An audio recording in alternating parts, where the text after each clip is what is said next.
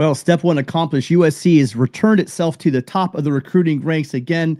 First time in 18 years, a non-SEC team is at the top of the recruiting rankings. We'll talk about that. We're going to take your phone calls, number 888-997-4539. This is the Conquest Call-In Show.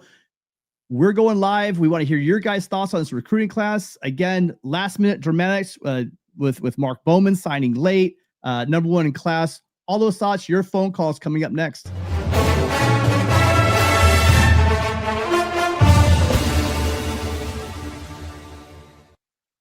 This is it. I mean, you guys, this is what we've been calling for, Jamal. This is exactly what USC wants. We've been talking about, we know we have the coaching staff. And we're talking about getting elite players. We're now signing elite weapons, elite pieces on both sides of the line, most importantly in the trenches. This is a receiving class for the ages, but man, so is this offensive line.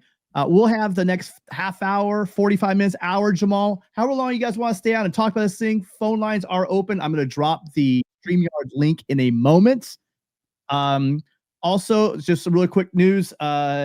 Just in, Penn State still doesn't have a coach. If anyone was wondering on that one.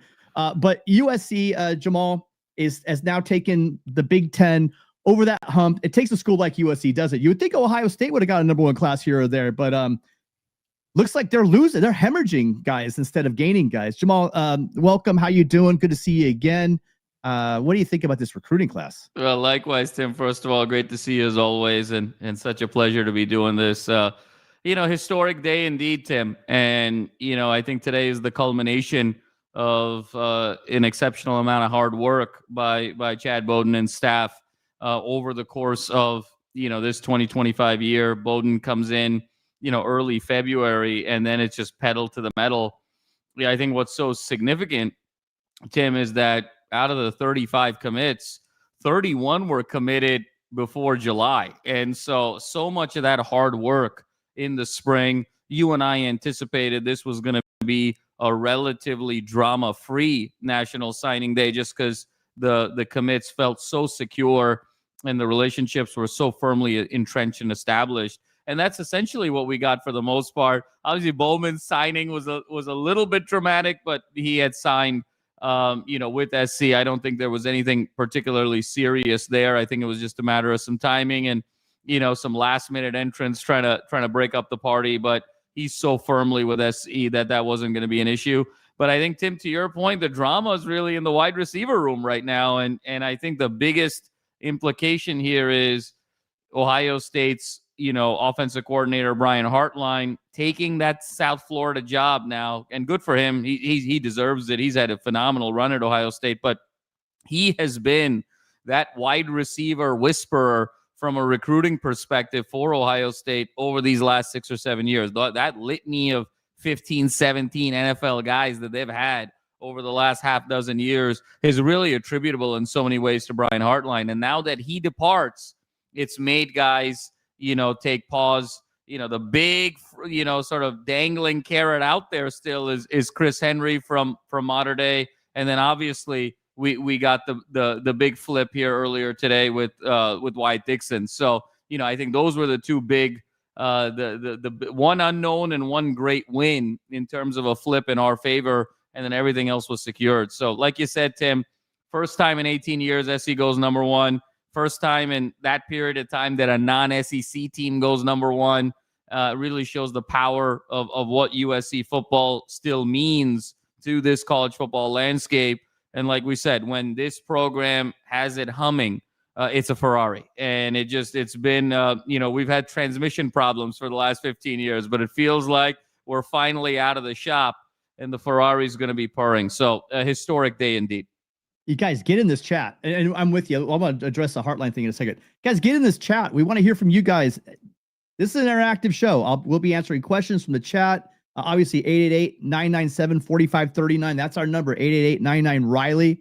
Give us a call there. I'm going to drop the StreamYard link right now as well if you guys want to join that way. That's 3 ways to get in here. While you're at it, if you guys could do us a favor, hit that like button. There's 190 of you guys right now. Let's blow this thing up, okay? Go ahead and hit that like button for us. And if you're on your mobile phones, go ahead and hit the like button. We'd love to hear from you guys. 99 Riley. Again, I'm dropping the StreamYard link right now. Love to hear from fans across the country, Trojan fans across the country, Ohio State fans. Brian Hartline has been a thorn in the side of USC. They're going all over the place. Hartline known for developing, putting wide receivers in the NFL. And make no mistake about it, this movement with Chris Henry Jr. and Caden Dixon-Wyatt is definitely the fact that he's going on to a bigger position is great. But again, could we? Would I be dancing on blasphemy if I said the Holy Trinity from the Trinity League? If we could grab those guys, I got to be careful. I don't want to upset anybody, but man, if we got those 3 guys from modern day, that would be nuts. I'm happy with just Mark Bowman. Yeah, KDW was just icing on the cake. I was doing a podcast with Gabe from the Trojan Blade just now, right before we did this, and we were talking about the fact that this could be the guy. He could be like your Mark Andrews. Mark Andrews caught like 60 passes, I think, in 2017 for a Lincoln Riley offense. Really featured within that offense. Mark Bowman is that elite guy. He could be that difference maker on this team. He could be. We saw him, and I love me some Lake McCree. And Lake McCree showed athleticism this year. Don't lie to me, Trojans. You did not know he had that athleticism. You didn't know he had that shape. you didn't know he had that ability to take the ball 60 yards down the field. Don't lie to us. Really good to see it. But can you imagine an elite prospect like this coming to USC featuring tight end, and then you got all those other guys on the outside? No, it's scary, Tim. It's a scary proposition, and you saw it this year, right? I mean, in terms of whether we're talking about McCree or we're talking about Lyons, I mean, between those 2 guys, right? You're right at around between 40 and 50 receptions. So if you have a guy that's coming in Bowman that has just so much athleticism through the roof, and once he kind of becomes the feature guy, it very much is kind of an Andrews situation. And so much, I think the tight end is going to play a bigger and bigger role in what I'll call the Lincoln Riley offensive evolution in the Big Ten. And, the tight end in many ways is going to be that weapon that loosens defenses up for both the running game as well as your studs on the outside. So I think Bowman obviously is the prize on the offensive side of the ball, certainly. But yeah, man, getting KDW was absolutely huge. And what I also loved, Tim, 35 guys, signed 20 from the state of California. And we were talking about it so much a year ago with Ryan, with Coach Rowe, that, when USC is going to be back. People kept asking me, when's SC going to be back? When's SC going to be back? And my answer was when they build that Trojan wall around California and Southern California in particular, that's when we'll know that USC is back and is headed in that direction of dominance yet again. And that's what we're seeing. 20 out of 35, 70% of the class from California. And then you fill it out with key positions of interest from a national perspective. But that's exactly the right mix that you want moving forward. So look, Lincoln Riley never had a hard time recruiting wide receivers, never had a hard time recruiting quarterbacks, never had a hard time recruiting really great skill guys. That we get more of that in spades. But I think, Tim, we're also very, very excited about the tight ends, the guys in the trenches, the guys in that linebacker room, the guys in the secondary. Just a coup indeed. And now the question becomes, how quickly can a critical mass of this group make an impact on the wins and loss column for this team, and even as quickly as 2026? We've seen this offense without the talent that's been building for the last couple of years. This has been a build, you guys. And those guys, it was painful, Trojans, but get ready. I really do believe, get ready. They're building this thing from the inside, and they're not done yet. Watch the portal, guys. They are not swinging low in the portal. I'm going to tell you that right now. Get ready. All right, buckle up, Trojans, because buckle up, rest of the country. I know with 340 people, you aren't all Trojans. You guys get ready, because here come the Trojans. I'm telling you, here come the mighty men of Troy. You guys you've seen it. You've seen it before. You know what's coming, some of you guys. That's why you guys freak out. That's why some of the people in the media freak out, the national media. They definitely know what's coming. There are rumors with this, that hell, Lane Kiffin, I've always been a Kiffin guy. Even back in the day, I used to get crap all the time about Kiffin, but Lane Kiffin did a masterful job here. You're you heard Bud Elliott talking about Lane Kiffin. I know we're going off the topic here now, but Bud Elliott was talking on Cover 3 about Lane Kiffin failing at Tennessee, failing at USC. Huh? What? He might have failed with the Raiders. That was Al Davis, though. Raider fans, sorry. I know. I don't want to try with you there. That was a whole different Al Davis situation. But he didn't fail here at USC, guys. He was going up against the NCAA. That the roster they had was illegal what they did to USC. It really was. And at Tennessee, they almost burned down.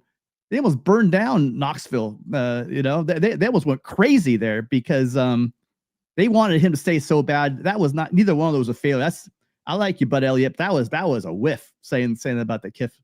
But heck, you know what? He's got to do what he's got to do. And Kiffin, you never want to go to battle with Kiffin. I said this, by the way, when we tarmacked Lane Kiffin, I turned to my dad and a couple of my friends and said, Lane Kiffin's going to win a national championship. Yeah, and now Tim, he's at a place. Now he's in a place where he can win a national championship for sure. Tim, I'll be honest with you. I know this isn't the Lane Kiffin show, so we'll jump off of it here in a second. But I'm very much with you. I think the biggest mistake of USC football the last 15 years was letting Kiffin go. And you talked about the enemy really being the NCAA. There was one bigger enemy than the NCAA, and his name was Pat Hayden. And I think what Kiffin was able to do with that depleted roster in the late 2000s and the early 2010s to be able to go 28-15 with the type of scholarship reductions that he had was very, very significant. And I'll tell you one thing, SC is climbing up and challenging and getting to a place where we wanted to get to. LSU, Tim, has all the makings. Lane Kiffin has never had a top 5 job in college football. Think about that. When Tennessee, great program, not a top 5 job. SC on sanctions isn't a top 5 job. He was at FAU. He was at Ole Miss. None of these are top 5 jobs. Now you put Lane Kiffin in a top 5 job with $30 million a year to sign players. This LSU group is going to be somewhere in between the LeBron Miami Heat and the U of the 80s. And Kiffin is going to go into full-on villain mode. I don't know if there's a coach who's better suited to coach in this NIL and transfer portal era than Lane Kiffin. And Lane Kiffin and LSU, man, oh man, when we talk about who's going to be the next Bama potentially, I think LSU has a really great claim at potentially getting a 3-4 national title run over the next 10 years with Kiffin. Yeah, I agreed. And we'll move on. And I hope he grabs our guy, Coach O. I mean, talk about recruiting with Kiffin, Coach O, recruiting in Louisiana. Oh, hell, Lord, they're gonna crush it. Yeah. I'm glad that we're getting number 1 recruiting classes because we might be facing Kiffin down the road at a pretty nominal. It could happen. It really could happen. All right, guys, let's take our first call. Hi, caller. What's your name? Where are you calling from? How you doing, sir? Mitch from New Jersey. Happy holidays. Mitch, happy holidays. Thanks for calling in. Yeah. Thank you for taking my call. Always. First on Lane Kiffin. Anytime. He's incredible, Lane Kiffin. You should have waited. Why happens if Ole Mississippi wins it all? I mean, he had a good quarterback, a real good quarterback, Jackson Dart. That ain't familiar here, right? But he had to leave, Caleb Williams. Austin Simmons lost his job to Trinity Chambliss. They wins it.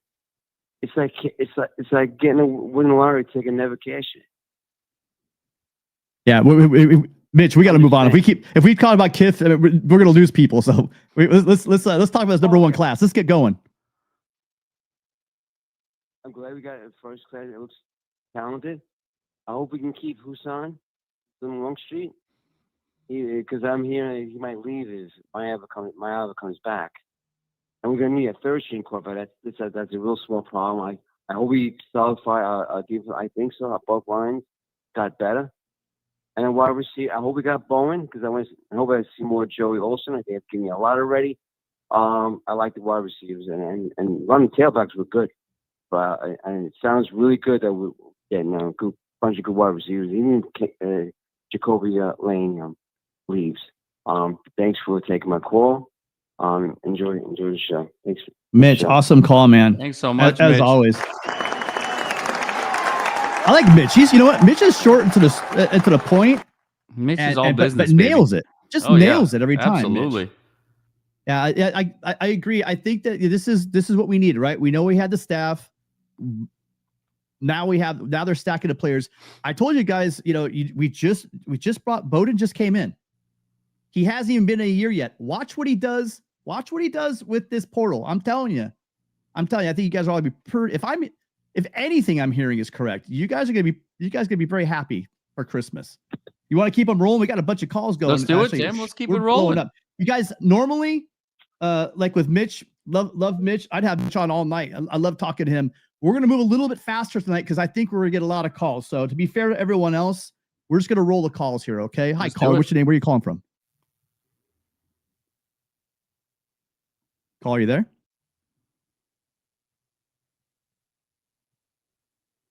Caller, we got you. Hello?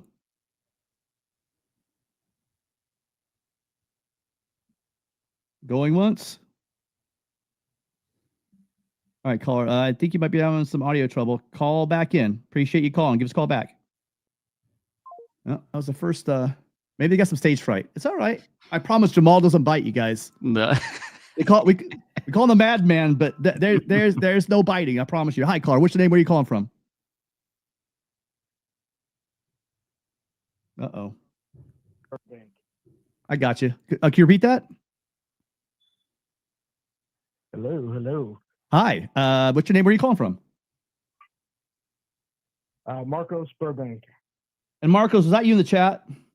Wow. We don't hate you. Listen, you could disagree with me man. all you want, man. I don't mind. This is a free country, right? That's what America's about. We're going to sit here. We're going to argue. But I'll tell you what, tonight, Marcos, I got a short leash. If this isn't a positive phone call from you, I don't know if I'm ever going to get one. Go ahead, Marcos. Hey, man, look, I just have realism for you guys. We may not agree on everything. We all live in a different reality, Marcos. Go ahead. Listen, you guys are gonna blow my head off. The whole fan base is, but I'm having a really hard time being as excited as everybody else for this class. All right, Marcos. Here's what I want you to do. Here's our test right now. Ready? What made you happy about this recruiting class? Tell me one thing that made you just happy about this recruiting class. Nothing makes me happy. Oh my goodness, Marcos. Oh boy. Don't I? And I'm gonna tell you why. And I want you to hey, listen. Shoot the messenger. Remember this message. That's all I ask you. Okay. Okay. So nothing makes me happy because we've had over the past 3 seasons. We may not have had the best top 10, top 5 recruiting classes, but we've had 4-star blue chips. I don't really get excited over skill players as much. I don't. We've been doing this since forever. But I just look for the development of trench play, of linebackers, defensive backs. Haven't seen it, and I don't know why I would be excited over more blue chips. Wait, hold on. Back up, Marcos. Back up. Marcos, back up. So you said you have not been happy with the Carlos Nicholson's development? I mean, what is it to be? What? Do you follow the team, Marcos? I'm beginning to wonder if you're trolling me. If you follow this team, the Carlos Nicholson came in, struggled last year mightily, right? He did. All right. There's just not really too many ways. Trevon Reed comes in here along with Bell. This secondary has been developed. I'm speechless. And the fact that you're worried about the trenches. Have you seen the trench players we've had? Have you seen Luke Wafel's arms, man? Have you seen Tomohini Tupui? Have you seen that guy, Tom? Have you seen him? And you're not happy and excited about this class? Are you kidding me? Listen, okay, I'm going to leave you with this. Okay. Yeah, I ask you that you remember this. I will remember, promise. 2015 class was better than the class we signed right now. Our 2015 class was better than the class we signed now. Even though it was number 2, it had a higher rating per player, and it had a higher class point total. But it was better. But this was pretty good, right? Did not excel in their juniors. On paper, it is. I'm not worried about the players. I'm worried about development.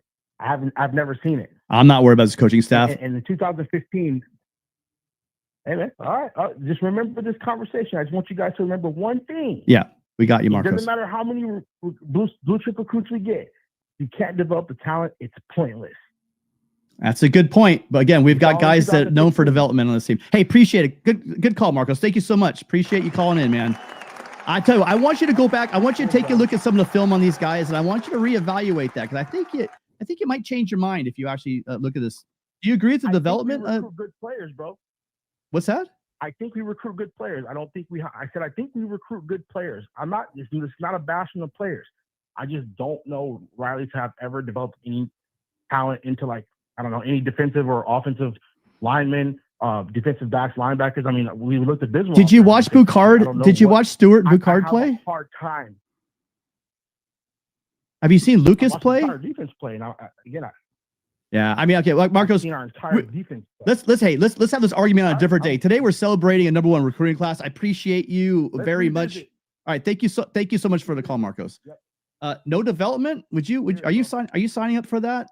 No, Tim. I think that's a bit harsh to not be happy at all about signing the #1 recruiting class. I mean, this is the first time in 18 years it's happened. So, to put it into context, if you had a child, 18 years ago, this would be, the day they would be considered an adult. That's how long it's been since SC's had a #1 recruiting class. So there's a ton to celebrate today, and the top end of this class, and Tim, you mentioned it with Tom and Elbert and Waffle and Bowman, and the list goes on and on. These guys are going to make a huge impact, and this level of talent with the system I think that we have in place in terms of the front office and with Lincoln Riley, you've never had that pairing of talent with this staff and system at USC in the first 4 years. So there's nothing but excitement at this stage of the game.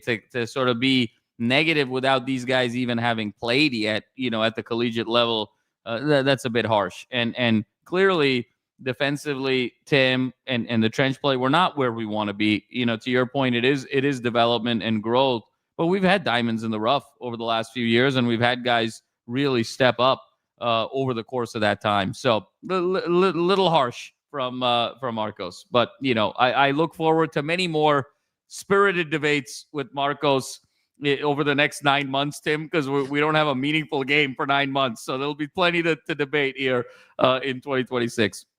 You got it. All right, let's keep it rolling. Hi, caller. What's your name? Where are you calling from? Yeah, man. This is Mike calling from Seattle, man. I'm an Illinois fan, man. Mike from Seattle, Illinois. Are you happy with your recruiting class? Yeah, man. We got the 20th ranked recruiting class, bro. But let me tell you something, man. Yeah, let's hear it. USC has had top recruiting classes. 6. I'm looking at y'all 17, way more than Illinois would ever dream of having. And we probably had like the 53rd recruiting class and beat y'all. I mean, like, bro, it don't matter. You can get the top classes and you still gonna get beat. I'm looking at y'all recruiting. Y'all recruiting is not bad, bro. Over the last 10 years, man, y'all been tearing it up and you still can't win. Mike. So, I mean, Mike. What are you talking about? Mike. What are you talking about? Mike, you're talking from a poverty, Mike. You're talking from a poverty point of view. We're USC. We're not Illinois. Bro, you had the number 6 recruiting class and still couldn't win. When do we have number 6? When did we get? I don't care what. When did we have the number 6 recruiting class? We had the number 8 recruiting class. Is that what you mean? 2024. 2024. You had. Well, I'm gonna go through the rankings for USC recruiting since 2020. What service are you using again, too? 8 recruiting class overall. I'm looking at 24/7. You have the number 8 recruiting class in overall 2021. Number 8. I said that. You said 6. I said 8. Yeah, I know. I know where we are. 2022. You had the number 6 recruiting class overall in the nation. 2022. Didn't do nothing. I'm gonna go to the young. I mean, you cheer. What are you cheering for? You. I don't care what you. Mike. You had the number 7 recruiting class overall. Mike. And you didn't. Dude, oh my gosh, I can't. Jamal, did USC just sign the number 1 recruiting class today? I believe so, Tim. Mike, I appreciate you being here. You are a guest. Let us get a word in here. Mike, take that win you got in Champaign, and I want you to put that on the mantle. I want you to put it in the frame. You guys earned it. USC did not have the defense. We kind of knew. Everyone looked at each other. We just had those vibes. We had those Utah vibes a couple of times where USC has to win in hand, and it just slips away. And kudos to you guys. You guys came with that victory. But I got to tell you, Mike, you really should cherish. You should really cherish that. You got to cherish that thing, Mike. Cherish that thing, because not many of those. We're going to be in the Big Ten till the next iteration of college football. I would be surprised if Illinois ever beats USC again. I'm not saying we better than USC, bro. I'm saying y'all had top 10, bro. You had the top 7, 6, 5. Can you imagine if Bielema had that with his 47, 53 recruiting class and still beating y'all? All right. I'm saying, like, you all right, celebrating. Mike, what are you celebrating about? Mike, this is all right. Don't win nothing. All right. Thank you, Mike. You're a broken record now, Mike. Appreciate you calling, man. Mike apparently is just, he's just a Big Ten fan. You know what's interesting, Tim, and I think what's sort of fascinating that our callers should and you know, the folks that are viewing in, and first of all, thank you for viewing in. I know there's a ton of content out there today, so to take the time to spend it with us, we deeply appreciate it. But there's a sense of emotion and anger from opposing fan bases. You can feel it, can't you? Number one, you don't have that if you don't feel a certain sense of threat and sort of something ominous coming. And I think that's what you're seeing here. You know, if this was sort of a harmless, benign recruiting class, you wouldn't get the emotion that we're getting tonight from opposing fan bases. So I think Trojan family should take all of these angry calls, frankly, as huge compliments, you know, because it shows that SC is still such an iconic brand in this sport. And, you know, with the right talent and the right development, the sky is absolutely the limit. So, you know, lots to celebrate. We got number one class, Tim. You know, why is everyone so down today? It's the number one class. We gotta get some Trojans to sound off. You know, I mean, it's crazy. The number one class. Let's enjoy it, guys. Come on, we got to celebrate the wins along the way. Yeah, I think you nailed it there. I think Mike's starting to feel it. I think Mike knows that he's gonna have that picture of the scoreboard. I'm sure everyone in Champaign has it because they know that it's, well, you know, it's a blue moon. It's like lightning striking twice, right? I mean, what are the odds? What are the odds of Illinois beating USC ever again? You guys let me know in the chat if that's ever gonna happen again. All right, well, we got another caller. Hi, Thomas. What's your name? Sorry, Thomas. Where are you calling from? What's up, Tim? What's up, Jamal? How we I'm doing? in Santa Barbara, but I live in Duarte. Fantastic. Yeah, man. So, yeah, you always know SC did something really, really awesome when the national fan bases have to show up and just troll all over it. Yep. Yeah. I can't remember who said it, but somebody recently said something to the effect of, like, nobody really wants SC to be good. So I think one of the cool things about this recruiting class is it shows from a macro level just how organizationally excellent USC has really become in the last couple of years. And I think it's really gone understated just how bad SC was organizationally for probably 20 or 30 years. I mean, can we even really say that even during the Pete Carroll era, SC organizationally top to bottom was really good? I feel like they caught lightning in a bottle, hired Pete Carroll, and everyone had to come kicking and screaming. And nothing illustrated how bad SC was organizationally more than Pat Hayden tarmacking Lane Kiffin. And then so you're watching SC compete and losing to teams who have been organizationally very, very good for 10 or 15 years. And that's Ohio State, that's Notre Dame, that's Oregon. And I think it's finally a sign of the time that that's what SC is evolving into. And now it's merely doing the hard work of stacking those classes and earning it on the field.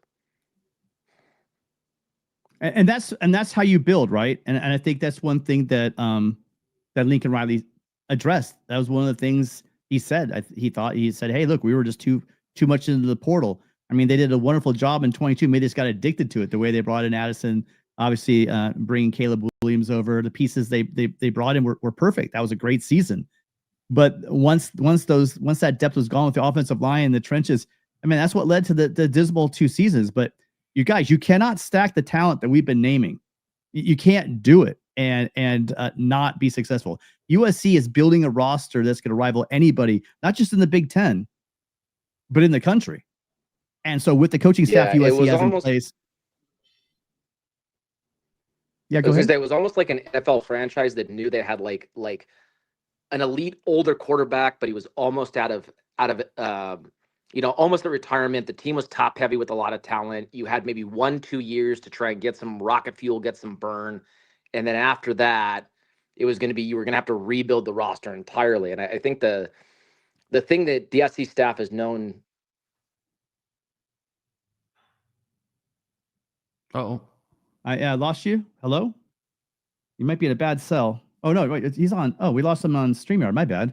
It's not even a cell. well, to the caller's point, Tim, I think it's spot on because when you think about it holistically, SC's been sort of mismanaged at a university level for a very long time. And I think that sort of trickled down into the athletic department. And so even though you have these natural advantages of a historic brand and the Southern California pipeline and the name recognition and all of the past success, you can't live off of that. You can't sustain off of that alone. And you need to be able to build the systems to be able to sustain moving forward.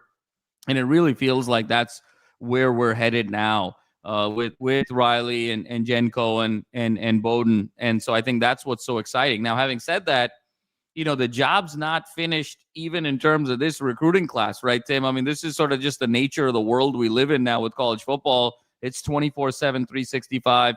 They're going to be here. We're going to have to keep them retained. Other teams are going to come poaching. You stack all this talent. There's sort of a natural element there in terms of playing time. We may lose some guys as a result of that. That's all kind of the nature of the beast. So we have to stay relentless. That's just the reality of where we are as a sport. But for this to be the springboard to kind of get us started, I mean, how can you not be excited about this crew? I mean, 18, Tim? ESPN 300 commits, 20 from the state of California, 35 overall. I mean, the numbers are staggering. And I think to the earlier point, you're seeing it on this show. You're seeing it on Twitter a lot today, right? A lot of Oregon fans, a lot of Ohio State fans really sort of trying to knock this class.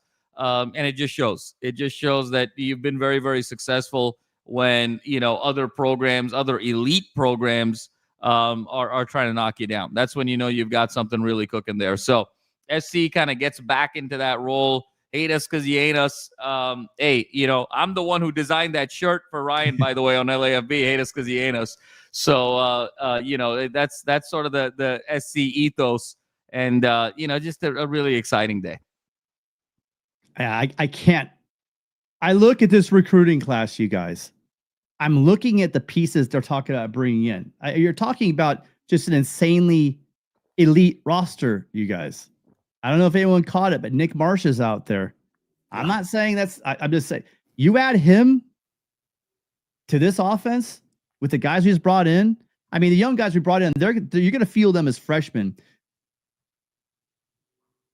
A game-changing offense. And what has me excited about it is they're just stacking talented linemen. They're bringing in some that's the key, Tim. Guys at the corner positions. You guys, the offensive linemen, elite. I love the guys we bring in. We bring in some stud linemen for a while. Now we're talking top linemen in the country again. Kenai Pepe is a grown man. Brett Koleje is. I maybe some of you guys just haven't seen these guys yet. You just wait. Some of these guys can walk in, and just you'll feel their presence right away. Got another call. Hi, caller. What's your name? Where are you calling from? You know what, caller? Can you hang on one? Let me grab you real quick. We got the boss man. We got the partner in crime in here, Tim. I thought you were joking with him for a second. Okay. I don't want to get fired. I got to bring somebody on here. Hold on a second. There you go. It's layoff season, Prangley. All right. Yeah. I need. Fellas, how you doing? What's up, Jeff? Hey, Rye. How we living? Doing well. We're doing great. Yeah. So you guys, if you haven't been following Ryan with his recruiting, Ryan has been knee deep in recruiting for the past 3 months, and now Ryan, just it's all coming together. What an amazing class. We had some very unhappy. Marcos is still upset about the team. Maybe you could help him out and tell him, just briefly go over your thoughts on just all the levels on both sides of the ball that SC brought in today. Yeah, well, I mean, when it comes to recruiting, I don't know how anyone could be upset. Everything, 35 for 35 or 34 for 34, and you flipped Caden Dixon-Wyatt day of. So, and to be honest, had they known that Brian Hartline was taking the USF job, they probably would have done a lot to try to get Chris Henry as well. But I don't know if they're tapped out on that or not. But yeah, I mean, an incredible class. I don't know how much you guys have talked about. Apologize for being late, but glad to jump on here with you. But it's it's a good day and tons of excitements around the program. And you just look at this whole list from top to bottom, how intentional kind of each position was. I know you mentioned right when I jumped on, you guys were talking about Brett Collegier and the offensive line. When you look at the bodies they're bringing in on the offensive line, you look at the bodies on the defensive line and some of the big boys there with Jamie and Winfield and obviously Tapui and even a guy like Malik Brooks, who's a 3-star, but he's like 360 pounds. So, you can't teach size. So they're getting guys that are size intentionally, and then they can help develop some of those 3-star guys. And then with just some of the skill players and some of these defensive backs, hopefully they'll have depth in years to come that they didn't have this year when they really needed it. So just a really intentional class. Bang up job from Chad Bowden and the whole recruiting staff, and obviously Lincoln Riley and all the coaches. When you look at Doug Belk and Eric Henderson and Zach Hansen and really just elite recruiting from this staff. So a great day for the Trojans. A great day for the Trojans. Jamal, you want anything to add? No, I mean, Ryan, you said it best. It's sort of been the theme. And Ryan, you've been, knee deep, elbow deep, gonads deep. Let's put it that way in terms of recruiting. Over the last few months. What are maybe a few guys that aren't the top headline guys, the top 6 or 8 guys that are getting all of the conversation going, but a few maybe diamonds in the rough that you're particularly excited about? Maybe you can list out 2 or 3 that you've had your eye on and said, man, this is a player based on kind of my experience and what I've seen before, and Trojan family, look out, because these 2 or 3 guys are flying under the radar. Yeah, great question. I think offensively, when you look at receiver, obviously not taking anything away from Boobie Feaster or Caden Dixon-Wyatt or Trent Mosley. Those are kind of the 3 big headline guys. I think Luke Weaver has kind of the upside to maybe be the best of everyone. I mean, he's 6'3", almost 200 pounds. So you just look at that elite size already coming in as a freshman. He got a little banged up this year, so he wasn't able to put as much tape out because, dealing with some injury. But he can play true outside, has a good route tree. He has like 4.4 speed. So you talk about a 6'3" guy that can run 4.4. So just really intangible skill set for Weaver. We'll see how he can all put it together when he's, in this system with Dennis Simmons and whatnot, and how they're able to utilize him. But I think that's definitely a guy that can potentially scrape into that receiving core. When you think of like this year, Jamal, like, I think everyone thought Tanook Hines would be really good. I don't know if they thought he would like start next to Mekhi Lemon and Lane. That can be kind of like a Luke Weaver-esque, where a guy that no one's really talking about, and all of a sudden on the depth chart, he's like, whoa, this guy really popped up out of nowhere. So that's what I would say there. Defensively, I think, Madden Riordan is one that's a 3-star guy. Sierra Canyon, dude's just a ball hawk. Really, really good year at Sierra Canyon. They had a great defense, obviously. And, Brandon Lockhart, obviously everyone knows and loves, and he's good. I saw, he's so much taller than I think people realize. Like, he's a big cornerback. But Madden Riordan, I think, is a guy that is really versatile, can do a lot, and has had a really nice high school career that can potentially kind of surprise some people as well, whether it's in the depth or get some reps, maybe not as a true freshman, but certainly kind of play into that. So there's a lot we can get into, obviously, guys, with 35 players, but, I don't want to hog all the time. I think those 2 are 2 that I've seen Madman for sure. Awesome. Love it. No, and Ryan, I think, speaks to it. And Ryan, one thing I'll recall, I don't want to toot our horn, but you remember when we were doing, it might have been the last show before the season started, and I think you and I both said, even though there was a ton of wide receivers after Lemon and Lane, that who was going to be wide receiver 3, you and I both said Hines. So, that was, we kind of saw that one coming, as a diamond in the rough. So always great stuff, my friend. Well done from you right there. Is there anyone, I mean, again, I don't know what you guys have talked about, but is there anyone that you've kind of seen a little bit or someone you're looking for? Or Tim, I don't know if there's calls waiting. I don't want to overtake all this. I just want to jump in with you guys for a few, but. I'm losing my audio. I'm so sorry. You cut out there for me. I think it's on the StreamYard side. I'm just missing. Sorry. Can you repeat that again? No, Ryan was just asking on our end, Tim, are there any diamonds in the rough for ourselves, that we were talking through? Yeah, I think Madman is a good call. I don't know if I don't know if I'm being biased, but I think a lot of people are sleeping on Josh Holland. I was talking to Gabe. I can see him putting on some weight, moving over safety. Guys just got length. You know what I mean? It's really talented. I like Taylor Johnson as well at linebacker. Gabe was again talking him up. I agree with him completely. I mean, there's no diamonds in the rough. I mean, there's not much rough in this class. Yeah. That's the thing, you look at diamonds in the golf course. I don't look at someone said too many 3-stars. Don't put too much weight into that stuff. There's plenty of 3-stars that have gone to NFL from USC. It doesn't stop.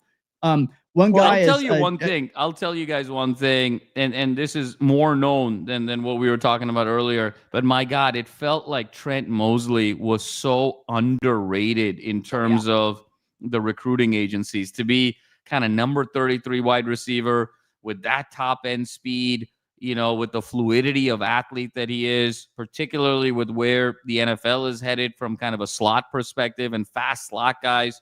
My goodness, that one felt wildly underrated to me, more so than just about any of the 35 guys that we got.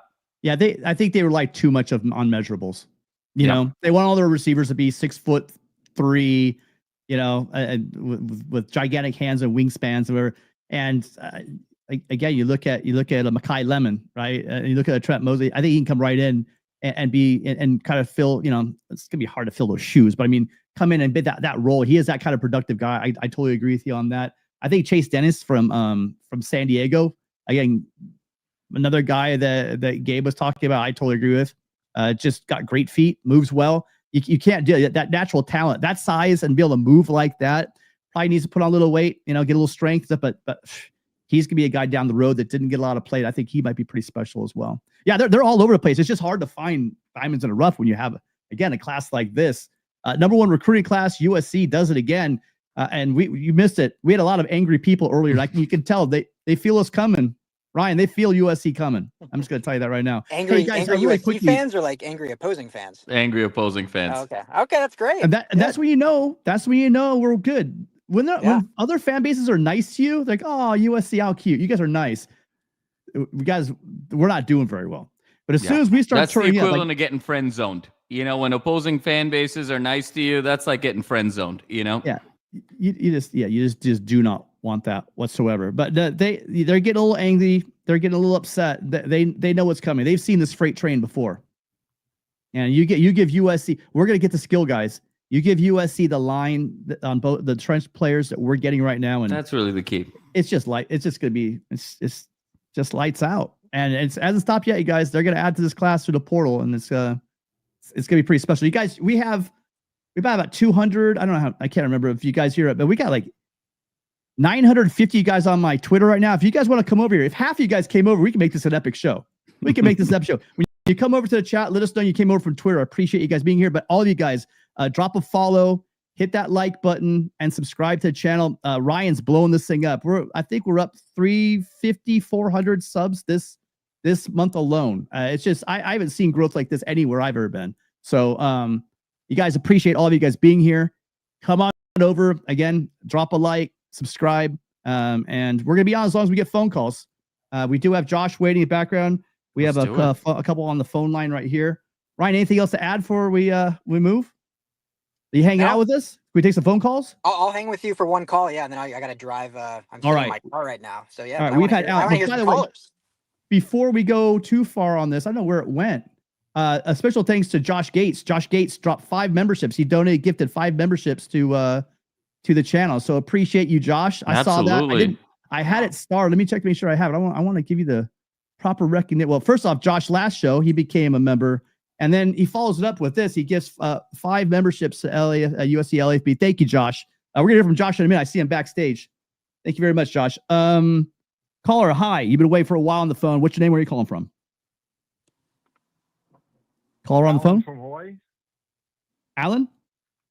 Can you hear me? We got you from Hawaii. Alan, how you doing? Oh, it's a great day to be a Trojan again. With Always. Notwithstanding the Oregon game, but it's good to see that there's some discipline coming down the pike. With Lane and Lemon being disciplined, to me that was the number one thing that was lacking from Oregon. And I think that with this class, we got so many guys that if 60% of them turn out to be what their potential is, we're definitely going to be a force in the championships. And I think that the stars are overrated, and because it doesn't takes into, to me, it takes only physical ability, but part of the game, a lot of the game goes on between the ears, and you get guys that play smart, know football, and play smart, use their brains instead of just their physical talents. Those are the guys that are going to just pay off big time for us. And I'm looking forward to see how many of our 35 guys. And that's another thing. We got a new facility. We got everybody signed that was committed, and we could even throw away a fish that we didn't really want. And that's doesn't get better than that for me. I mean, we get to pick and choose, and like you guys were saying, we are to be feared. And like Madman said, if they're being nice to us, we're not doing so good. So I think that I really appreciate you guys. And Raidai, I'm the guy that corrected you on Kahuku, so sorry about that. Thank you. But No, thank you. with Talanoa, but anyway, I just appreciate you guys, and I don't get to call in as much as I like to, but I wanted to make sure I got in today if possible. And I just think that we're going to rock now. We are going to rock, and it doesn't get more exciting than this. Yeah, you got Alan. The fact is, I'm actually moving back to LA soon, so I'm gonna come back, and I'm moving back to LA soon, so I'm gonna actually get to go to some games again. So that'll be fantastic. That'll be great. great. When you do go to your first game, Alan, trust me. I saw this is my little book here. You guys probably don't even know this, but I write down everybody that calls into this show, and I know people that call in. Alan, you have been calling. You've been a supporter of this show since day one. We're moving up, and I know you've been here all the time. So when you do come, let me know to your first game. I'd love to meet up with you before the game because I appreciate your support so much. Yeah, beers on us. Awesome. Thanks so much for the call, Alan, and always appreciate the support. Thank you, guys. All right, fight on, Alan. Thank you. And I love you guys. You guys all have good stuff. So thank you. Have a good one. You too. Enjoy Hawaii. It's cold here. Yeah. I mean, that's an oxymoron. Enjoy Hawaii. Yeah. Right. Easy to do. Make it obvious. Yeah, I do appreciate all the calls, you guys. Even our buddies, that want to call and talk about Illinois and say they're not happy with this recruiting class. Those calls are almost as fun for me as the big time Trojans out there. So I gotta tell you, Tim, I didn't know about the notebook. I didn't know that you write every name down. My goodness, I learned something new every show. You're like Ben Affleck in The Accountant, man. You got your notebooks that are stacked up. And I love. It's not mouth service. Yeah, I'm telling you, it's not lip service. I'm telling you, I really appreciate every phone call that comes through here because you guys, it's not corny, it's not hokey. You guys are this show. Gabe mocks me all the time. Hey, you're but I truly believe that because we wouldn't have a call-in show without calls, and we have the best callers, you guys, and I appreciate every one of you. Yeah, I write them all down, so I mean that way I remember. It's kind of crazy. Some of you guys call enough. I know your phone number. Like when Mitch calls from New Jersey, I know it's Mitch.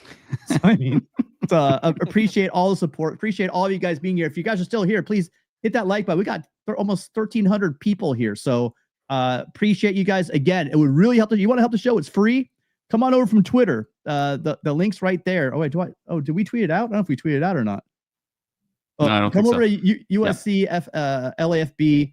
Let's make this an all-time high for the channel. Hop on over here. We got about 200 of you guys here right now, but let's move it on to Josh really quick. Josh, thank you for the 5. Absolutely, and Josh has been patiently waiting in the background. So, Josh, over to you.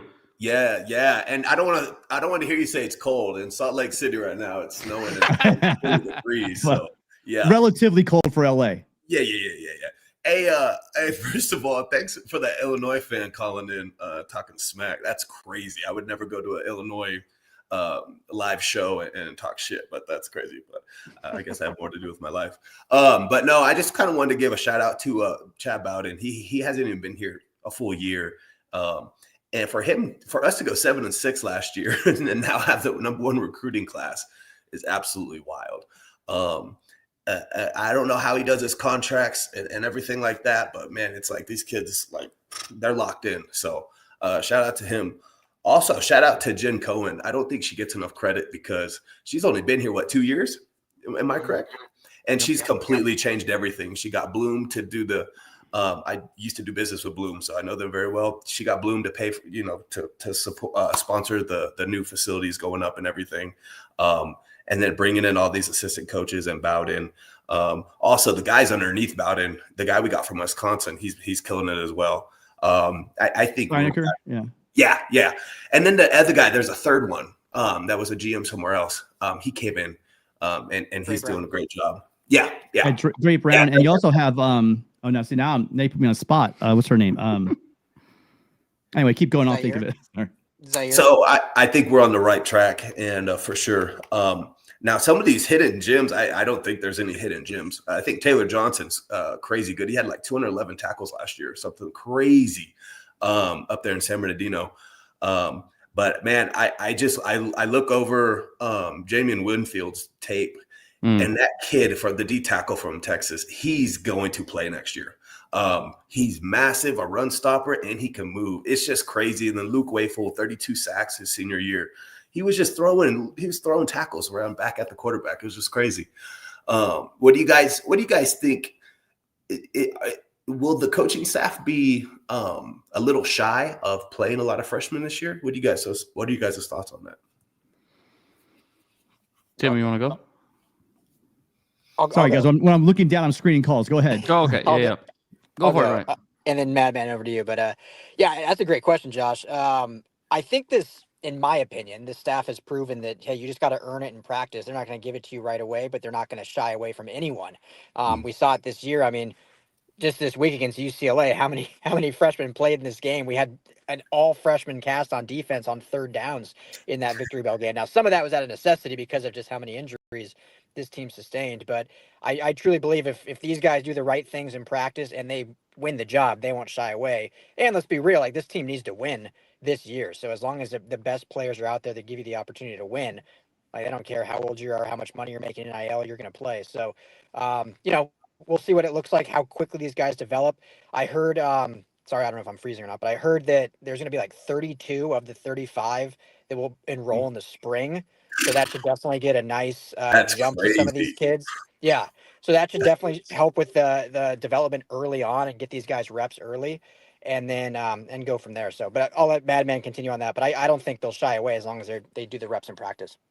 Yeah, Josh, I totally agree with that. It's it's sort of the spirit of kind of the Carroll era here of competition and may the best man win, regardless of what class you are or how much you're getting paid, the way Ryan is saying. So I think this is a big year for Lincoln, right? I mean, year 5, we got to make that step. So I think he's going to look at it from an eye of whoever can help me right away and whoever's mature enough physically as well as emotionally, as well as sort of absorbing the playbook, as well as from a locker room and leadership standpoint, that's ready to compete and win these jobs right away. You got to be agnostic to, what class they are, because there's a lot of benefit if those guys are ready to play freshmen, because then you build that continuity from 2026 moving forward, right? And you're sort of really building now your culture of continuity for the next 2 or 3 years. So there's a lot of advantages to it as well. But I think you got to go with best man win. And particularly, I think we've talked about it on the defensive line and that front seven. We haven't had the veteran guys really kind of grab hold of their positions and just sort of dominate, and where, they're surefire, just playmakers. We've had hits and misses. Guys have been inconsistent. So the door's kind of open. And the fact of the matter that 32 of these guys are enrolling in the spring, one is they're just so excited to be Trojans. They love the culture. But I think they smell a little blood in the air, in the water as well, with an opportunity to compete. And I think just to your last point there, Josh, about just the competence and the clarity of thought from both Jen Cohen as well as Chad Bowden, look, so many of these contracts, with this number one recruiting class were front loaded. And, that's a subtle point because, with everything that was going on with the rev share and the $20.5 million, they wanted to make sure that this class was going to be covered. And so just very astute things, both in terms of identification of talent, but also in terms of contract construction to ensure that this class was together. And like Ryan said, you go 34 for 34 in that regard. So I think just a ton to be excited about on all fronts. Well, and it goes back to, us taking Caden Dixon-Wyatt from Ohio State. I saw a show earlier, I think it was CBS, that Luke Wafel was actually at the last second went to Ohio State, and then we came in literally at the crack of dawn and got him back. So I think for us to go 7-6 last year, and for us to take two players from Ohio State who won it all last year and may win it again this year is absolutely crazy. And they just worked their ass off. So real proud of the guys. I'm out of here. I got to go to bed. I'm tired. Been up all day. Love it, Josh. Thanks so much for the Appreciate support. you, Really appreciate it. Yes, sir. And great to have you on as always. I appreciate it. Later, fellas. Love it. Great call from Josh. Great call last week. Great call this week. Thank you for the 5 memberships you sent. Wait, was Josh just one breaking a Wafel waffle there? I think he was. So, and to answer the question, someone asked, when was the last time USC had a oh, here you go. It was that Taylor Mays class in 2006. Yep. Right. Yeah. Yeah. So it's been a minute, you guys, since USC's been here, but they've been building. I got into an argument. It might have been with I think it was with Marcos. Was it, Jamal, a week ago? 2 weeks ago? Yeah. Talking about the trajectory of this team. And one of the things I pointed to was what we're looking at today. And it just reminds me of the national media. How many times you guys hear this? Well, yeah, but it's June. It's the middle of summer. How many of these guys are going to stick? And they were talking this narrative because it happened to USC. They lost all the guys to Georgia that, in that recruiting class, that all of a sudden this was going to be a thing. They forget that we need to give some props to people. So we talk about Chad Bowden all the time. The name I couldn't remember was Zaire Turner. She's a big part of it. You guys, and Weston was Zernishel. This guy is like basically the guy behind the scenes. I see him all over the place, all over campus, all over the Coliseum. He's with the recruits. There's a lot, it's just not Chad Bowden gets all of the accolades, but really guys like Dre Brown, those other guys are doing all the background work for them. And I can't believe I've gone this far into the show and talk about this. My guy, Aaron Ama, the Coach Dog, you guys probably know him as. Yeah. I see him with the recruits left, right, and center. What they have going at USC right now, you guys, isn't just a huge NIL package. They have elite guys. They have people that were GMs working for our GM at our school to bring in number one recruiting classes. I say this is what got the country worried about USC getting their shit together, because you're right. Earlier, you talked about it, Jamal. Not only did we have the NCAA sanctions, then we went on a nice killing spree of ourselves with having 6 years of self-sanctioning, more than that, 8-9 years of self-sanctioning after the sanctions. So USC finally has their stuff together, Ryan. I mean, there's no other way to say it. Yeah, exactly. And I'll leave you guys with this. And I think there's just so much excitement in this city now for how many California kids they're going after again. I think that was something that was so lost. I don't know if you guys read, don't always promote ESPN, but a really good ESPN piece came out yesterday, kind of centered around Chad Bowden and his philosophy and kind of this shift in, donors and alumni and California, and just how he's just hit LA so hard. And I think that's got the city really excited, because in this class, you got to go play out on the field, right? You got to go win games. But the fact that so many of these great local kids are staying home representing the city of LA. And I was at this event tonight, this recruiting event, and, they were talking about how, for as much as LA loves the Lakers and the Dodgers, like a lot of those greats that have come through those teams are, Magic Johnson's from Michigan, like Kobe's from Philly, like different areas, and they become LA legends.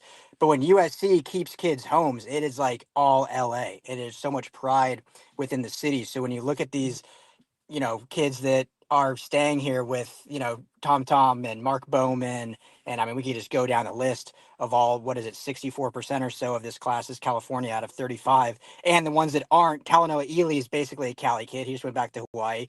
Kenai Pepe is basically a Cali kid. He was just in Florida for IMG, so it's probably even bigger in reality. But I think it's just great that that approach has shifted back to what it always should have been, and I think we'll see those results on the field. But I'm gonna get out of here. I wish I could be on with you guys longer. I got to drive all the way back to Pasadena now, but love you guys. Great stuff, and I'll talk to you guys later tonight or tomorrow, I'm sure. Later, Rye. Safe travels. All right, Ryan. All right, guys, and thank you, Trojan family. This is great. Love seeing all the growth. So let's keep it rolling. But thanks, guys. Fight on. Right on. Hey, you guys. Hey, Jamal, you think they got us a raise just now with Ryan? What do you think? Thank you, guys. Good job. Good job getting us a raise. Appreciate Tim's it. always, every organization, it's always the IT guy that's worried about layoffs, so it's Gotta be. Tell you. We had a call, but they've left us. So that leaves phone lines open. Again, I told you guys we'll be here as long as we have phone calls, and we are here to celebrate just a great recruiting class. 19 years since we've been at the top of this mountain. I'm telling you, USC, people don't want to hear it. Yeah, we're a couple special teams away from maybe going to the playoffs. Maybe, but it's not really plays. I think it's players. I think USC was short on some players, and Marcos doesn't agree with me, but I will tell you, I think this coaching staff is one of the keys. It's why these kids are coming. They're not just coming because of the recruiting infrastructure, the NIL, Southern California, everything. They're coming because they want to go to the NFL. Yeah. It's not about these elite players you're seeing up and down this recruiting class. NIL's peanuts for these guys. These guys are looking, I'm a first-round draft pick. I want to go to USC. I want to be developed. I want to go there and have Coach Henderson, Coach Nua take me to the next level, right? I want Trevon Reed to take me to the next level. And they're coming here with that in mind. And top to bottom, defense and offense, we have one of the elite recruiting development coaching staffs in the country. No question about it, Tim. And look, when you put the front office together with the coaching staff, together with the pedigree, together with the pipeline to Southern California, together with, everything that USC as a brand brings to these kids too. Because now let's not forget, Tim, yes, the NIL is relatively peanuts compared to what you're getting in the NFL, but now all the off the field opportunities as well that LA can afford you if you play well. And if you become a star, everything that opens up to you. And I think just in this NIL world, Tim, in my estimation, there's no job or program that has a higher ceiling than USC. And in my estimation, I think given access to untapped, and significant recruiting pipelines and everything else, I mean, it's to me, it's SC, it's Ohio State, it's Texas, it's Georgia, it's LSU. I think those 5 jobs and those 5 programs, if they just don't, to your earlier point, don't self-sanction and don't screw things up, I mean, they should be in the top 5 every year, particularly now in this NIL era. So I think we just got to keep staying out of our own way, keep continuing to do the right things, and the sky is the absolute limit. Now, we got to continue to stay hungry. We got to keep these guys. It's 24/7, 365. But what a spectacular start. It is. It's all here, Jamal. I mean, it's getting to a point. It's just almost too exciting. You want these guys. Let's be realistic. There are going to be some guys that are going to start right away. There are guys that will be pushing for playing time right away. But yes. I think where you can see the real, where the rubber's really going to hit the road with this program, is it about? And you don't want to hear this. I'm not saying we can't win next year. I'm saying going forward, what is building here? You heard Riley say it. He was mocked for it. I don't think the infrastructure was here when he first got here. I think it was, I can't remember, but I think it was, God, who was it? One of the callers basically said that, it's just Jennifer Cohen just got here 2 years ago. Yep. And Josh said, yep. That's right. Josh said that. And that's so true. No, he has been here 4 years, but this thing really started taking shape about 2 years ago. That's when you saw the defensive staff coming here. That's when you saw in the last year, you see Chad Bowden come here and bring in Dre Brown, and Steinecker and Zaire Turner, bringing all that wealth of recruiting talent in. And now you're seeing the benefits of the players. And now you got to let this thing ferment a little bit, because it's going to take, it's going to take the 2000 the 2008, I can't remember, but it takes time once you get the guys in before you expect these guys look big enough to play college football, but they're going to need a year or two to develop, get that strength and going, and get to know the college football. And I think, Tim, that's a really good point where, that's going to be that interesting inflection point, right? Where these guys are going to need some time to develop before they maximize their potential. And so everyone has to sort of be collectively patient, in as much as the Trojan family can be patient, right? In terms of, the results. And so, year 5 with Lincoln next year, I think we're expecting some big things.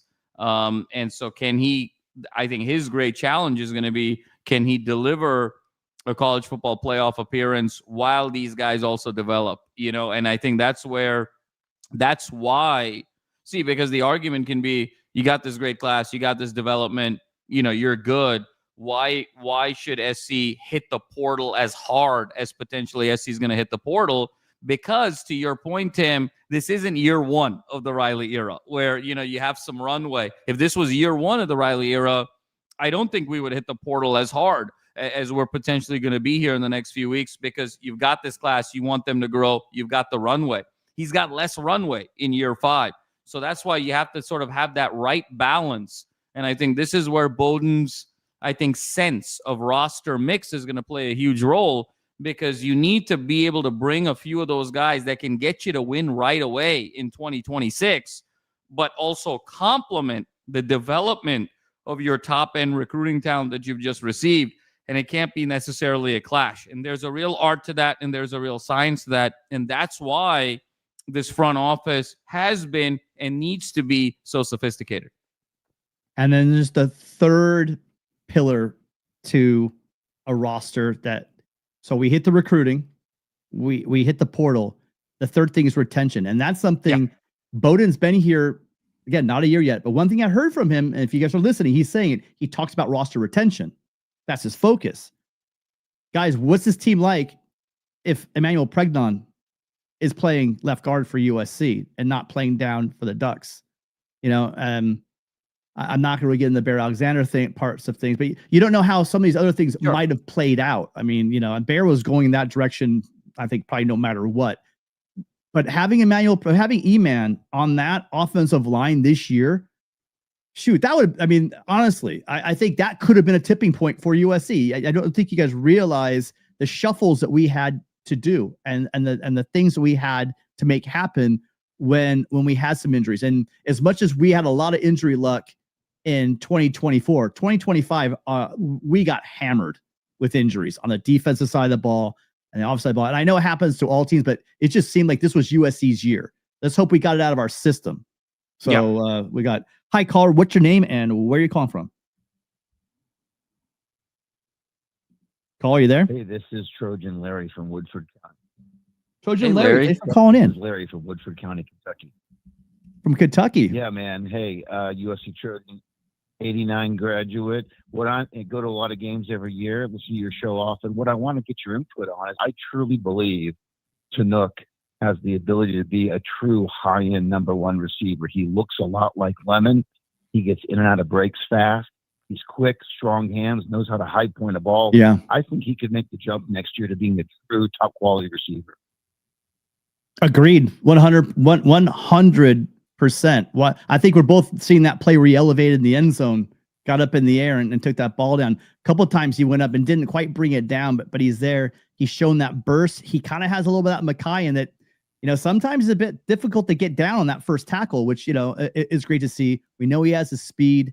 I'm excited that Chinook's coming back. I think, again, one position we're never going to worry about at USC is wide receiver. We are loaded, but I agree with you. The fact that I think he will be. I really do. Jamal, what are your thoughts? I think he will be featured next year. He will be definitely one of. I think he's going to be wide receiver 1 next year. And we talk about that great Oregon catch from Mackay, ironically enough. But then he had that one near one-hander against Purdue, if you recall. I mean, holy cow! If he pulled that one in, that might have been the catch of the year for SC, which is saying something considering all the phenomenal catches that both Lemon and Lane made this year. So I totally agree with you. He has the explosiveness. He's got the speed. He's got the hands. He's got the catch radius. And I think he's ready to make the jump. I think it's going to be I think it's a lot of pressure on him to go from the role that he has this year to make that complete jump as wide receiver one, which is why I think we're probably going to need to hit the portal for a veteran receiver to sort of complement Tanook. And I know a lot of chatter today about Nick Marsh from Michigan State, who's a stud. He didn't play with a serviceable quarterback this year, and you still saw, the talent was pretty evident. But someone of that ilk, if Marsh isn't attainable for whatever reason, I think someone of that ilk that's a proven veteran guy that can come in. So there's not that level of pressure on Tanook Hines, and he can sort of grow into that wide receiver one role at more of his pace, because I think, it's 101% likelihood that Lemon is gone and probably 100% likelihood that Lane is gone. So, Hines is definitely the future of this receiving group. And then you got that litany of prospects between Feaster, Mosley, and the rest that are coming in here. Anything else for us, Larry? Yeah. Hey, one other question I wanted to ask real quickly is specifically on Hassan Longstreet. I know we didn't get a lot of reps from him this year, but whenever he was in there, he's got quick feet. He's got zip on the ball. He can move outside the pocket fast. He's got a little Caleb in him. I'm not going to say he's Caleb, of course, but I think if he becomes our number one next year, I think he can develop pretty quickly into a quality starter. He has. So I've been watching him all year. He gets out there early, and he's throwing the ball, and he was throwing balls on a rope about 60 yards, Jamal. Gary, just ripping it. And I think Jaden has a strong arm. He might have a stronger arm. I don't know. It's right there. I think Longstreet has a better arm. I will say though, when it comes to just touch on the ball, those just beautiful little swing passes, that ball he dropped in to Lake, that just dropped it right in the bucket, as Chris said on the sideline to me, just a perfect little dime. I think that those are the things about Jaden excite me. But when you talk about pure just power to drive the ball down the field, you guys, he's got it. I want to see a little more on the accuracy, ball placement. That's kind of where you have Jaden. He's a little bit older, a little longer in the tooth as a quarterback. He has an insane NFL arm talent, Jaden. But I think that what you just talked about, no, he's not Caleb. I don't think anyone will ever see has the pocket presence that Caleb had, and the strength that Caleb had. But Hassan Longstreet can move. That guy's straight line speed is something we haven't seen in a while. No, he's special, guys. And, I saw it, with some buddies, in the first game as well, even when he was warming up, and we're like, man, just Longstreet, just he's got that quick release of peak kind of, when Aaron Rodgers was humming, that quick release, and the ball just absolutely explodes off his hand. And then when you sort of look at the type of athlete he is on top of that, man, the raw materials are just so good with Longstreet. And I think, look, tonight's all about recruiting. The next couple of days are going to be all about, kind of the victory lap with recruiting. But I will say quickly, I think the biggest first storyline of this offseason is going to be what happens at quarterback. Because I think there's going to need to be a couple of honest conversations that Lincoln's going to need to have with Mayava and with Longstreet. Mayava, I think, made some significant strides this year. I think part of that was, to Tim's point, his ability to have touch on that intermediate ball. His intermediate ball really took a huge jump. And then part of that was also Lincoln kind of simplifying the game plan. And it was a much simpler sort of passing offense conceptually than it was even with Miller Moss last year. So I think those were the combination of things where we saw the improvement. But in all fairness, Mayava, if you take away the two non-Power 4 games at the start of the year, you take away the two games against Michigan State and Purdue, who, oh, by the way, went a combined 1-17 in the Big Ten, and you take away the game against UCLA, you're talking about someone that had 12 touchdowns and 8 interceptions when the competition got tougher. So I don't know, frankly, if the NFL has seen enough from Maeva to say he's a surefire kind of home run pick. And we saw this with Quinn Ewers last year, getting millions of dollars of offers from Texas, potentially from USC as well, ended up going to the NFL, making less money at the NFL. So I don't know if Maeva is financially incentivized to go into the NFL draft just yet this particular season, given where he sort of stacks up.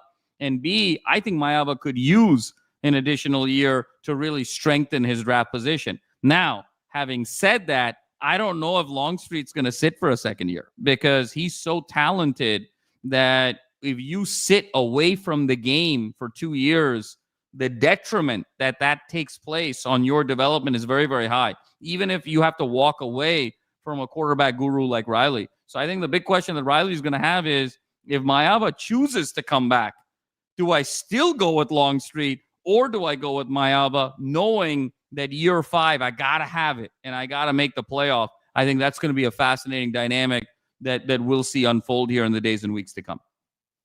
I see a lot of comments in the chat talking about Jaden 50-50 balls. I mean, you guys are right. You are right. But that's not on Jaden. That's on the offensive line protection. That's them not being able to run block the way they should have and getting it to where instead of being 3rd and 3, it's 3rd and 8, 3rd and 11. And he's forced to scramble and try to make something out of nothing. It's partially because some of the receivers really outside of, for a big part of the season, outside of Mekhi Lemon, even a couple games with Mekhi, there was no separation. Where did you want to throw the ball to? Right. It was going to be a 50-50 ball, or do you want him to take a sack? So I agree with you guys. Sometimes the offense looked a bit clunky, but I think you guys look at it wrong. But you give Jaden a clean pocket for 2 and change seconds, he's going to get you the ball right where it needs to be.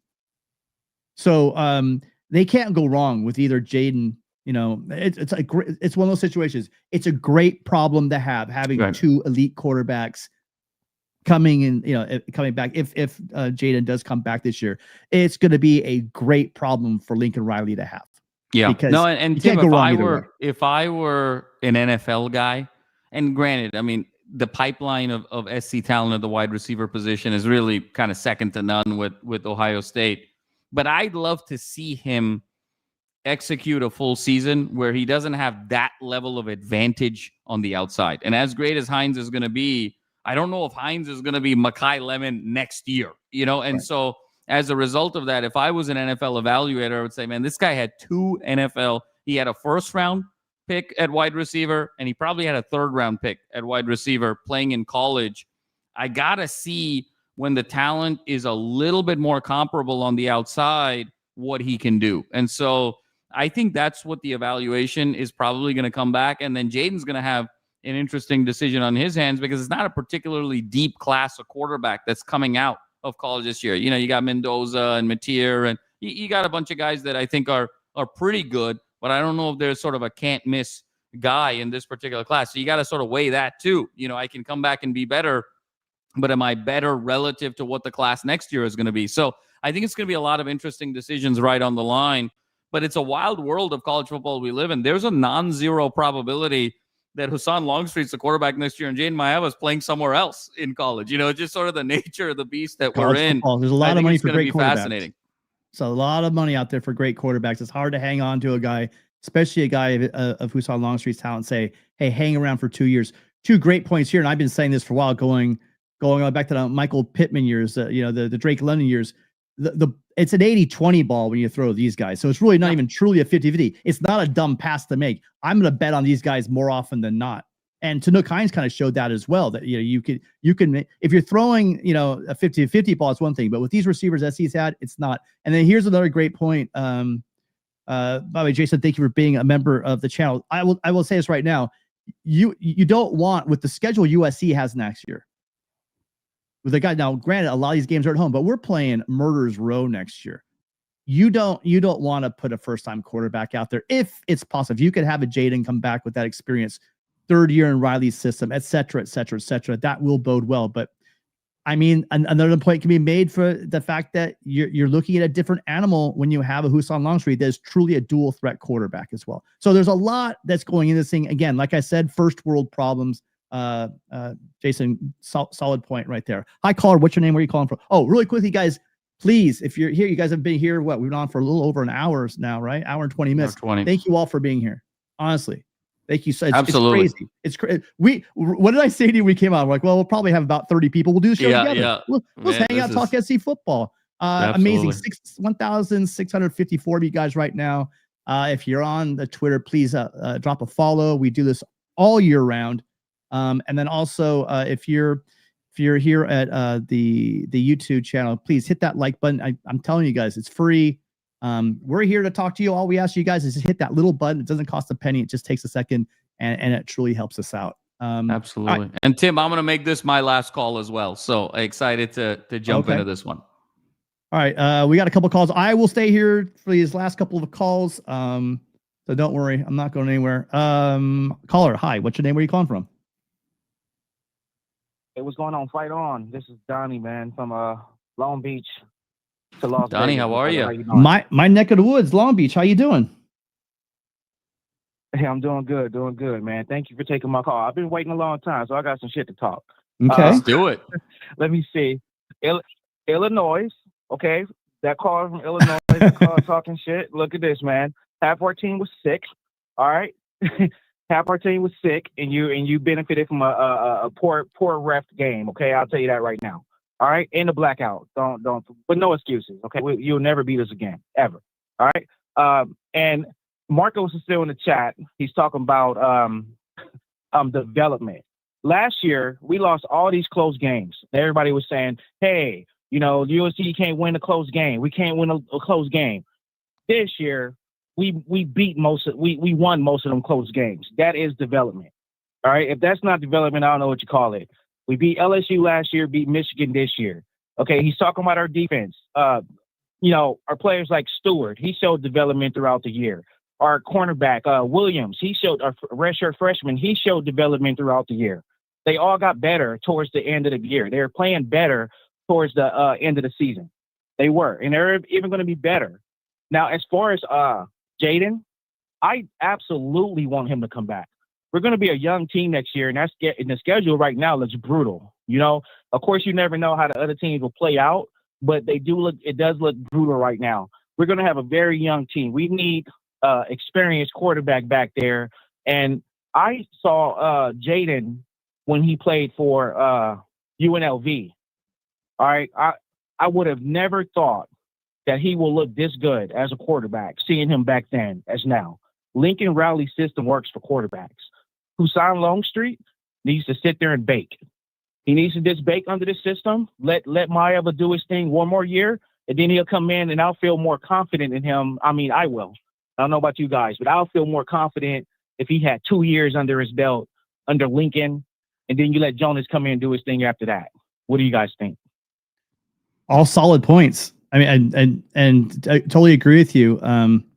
I was going back to it. Like, we thought Penn State, if you look at it, everyone thought Penn State was going to be, a world beater to beat in the Big Ten. Michigan, I mean, we thought we had them at home, so I guess it could still be a tough game. And so you don't know the schedule, looking at the schedule. Remember, yep. Oregon, right? Oregon just lost both of their coordinators. They lost Lupoy to Cal. They lost Stein. And they lost Will Stein to Kentucky, right? Kentucky. Yep.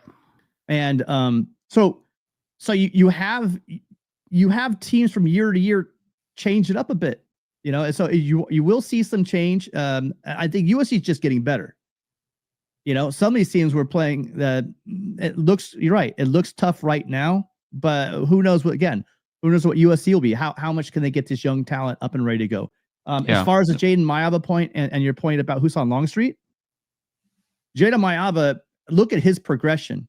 I will say a lot of it, I even felt guilty to it, saying that, he regressed a little bit here in the middle of the season. But again, it really wasn't on Jaden. It was more, except for the third quarter sweepstakes that he had for a couple of games in a row. But even that could be kind of tied into some spotty offensive line pass pro and the running game being non-existent. You know, and it puts a lot of pressure on the quarterback and receivers not getting open, receivers being dinged up. You know, we had Jacoby wasn't right for a long part of that about the season. So watching his development under Lincoln Riley is what I think you have Husan Longstreet looking at. If he's looking big picture, really big picture, and playing under Lincoln Riley, hey, maybe they get him some packages. I mean, this will be his second year. Maybe you have some goal. They kind of played around a little bit. I don't think he wants to burn one of his eligibility years, especially guys. Remember this as well. We're talking about quarterbacks making a hell of a lot of money. Jamal, you were just talking about you can make a lot of money. Even if you never make it to the NFL, you can make a crap ton of money set for life in college. You don't want to burn one of those years, so it's really important. So yeah, Jamal, I mean, there's gonna be some tough decisions made. Yeah, some tough. Donnie, I mean, great points. You know And what, I though? think the point you made, about the schedule, as well as the level of experience of the team, kind of lends itself to needing a veteran quarterback more so than this year or even in years past. So I completely agree with you there. Great points.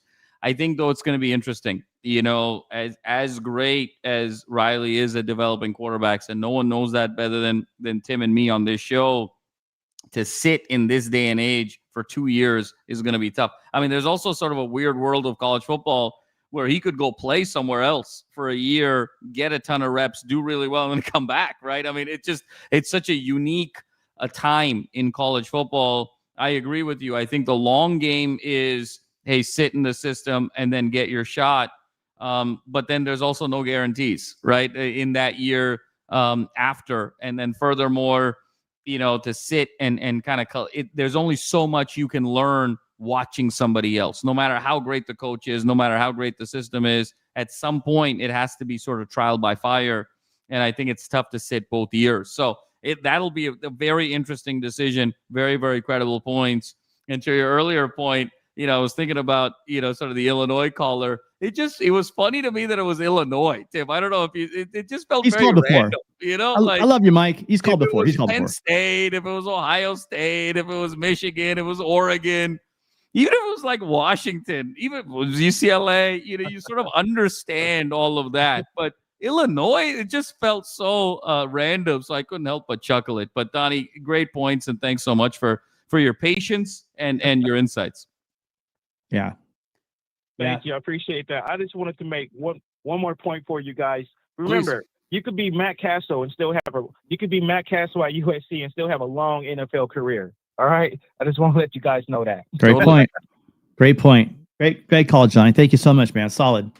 Tim, Solid I think call. I'm gonna beg your leave here and our callers as well, and everyone who called in. Thank you all so much. I know we're in great hands with Tim to bring out the rear here.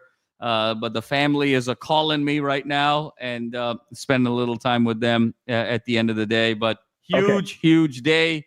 You know, the day that I think we'll remember for many years to come. That #1 recruiting class after 18 years. Is this the beginning of the next distinct era of Trojan football? And I think we can go to sleep at night kind of dreaming of those dreams and basking in this for the next couple days. So Trojan fam, love you. Fight on. Tim, always a pleasure. And we will see you here real soon. Awesome. Thank you, Jamal. Appreciate it. All right. Yeah, you guys, I'm just going to, well, how are we doing that? Hang on one second. I'll be right back. I've completely disappeared now. How about that? Oh, that's still not even right. Great show. Great. We got a couple calls. I will take these calls before we get out here, but great support from you guys. Again, if you just hit that like button, follow and subscribe wherever you are. Appreciate it. We've got 1,700 of you guys here still right now. Special thank you to congrats for the #1 class today. Way to fight on. I'm going with Talanit Tanielu. Anyway, I'm sorry I butchered the hell out of that, but thank you so much for your super chat. Appreciate you being here and watching the show. I know it's popped up earlier, but I just didn't have a chance to get to it till just right now. Let's keep the calls rolling. Hi, caller. What's your name? Where are you calling from? Hey, this is Carter. I'm in Vegas, bro. Carter. I've called in before, man. I was looking. I haven't seen your show in a minute, you know, but I stumbled upon Ryan, and he was telling me he was going to collab with you, and then Gabe name drops you, so I know you were still active. But you know, good to see you. I've missed your content. and fight on, bro. I'm like a ninja. I pop up once in a while. I'm just kind of out there somewhere. Yeah, appreciate you coming in. Thank you so much, Carter. Yeah. I mean, I think it's a new day. It's a new day. I think I don't really understand the vibe that Marco is setting in the chat and whatnot, but I really feel like it's a time for optimism. And we have a #1 class. We haven't had that since Taylor Mays. I'm in the chat, by the way. You don't like my name, so I don't want to repeat it, but I'm in the chat. I'm active in the chat. What's your name? It's Pat. What? It's Pat. No kids are on right now. Fumar Mota. Yeah, I got you. Oh, Fumar Mota. It's not that I don't like your name. It's just I know exactly what it means, but we're good. All right. Yeah. Last time I called in, you kind of got on me for saying it, so I just didn't want to repeat the mistake. That's all. But no, man, I'm feeling like things are on the up and up.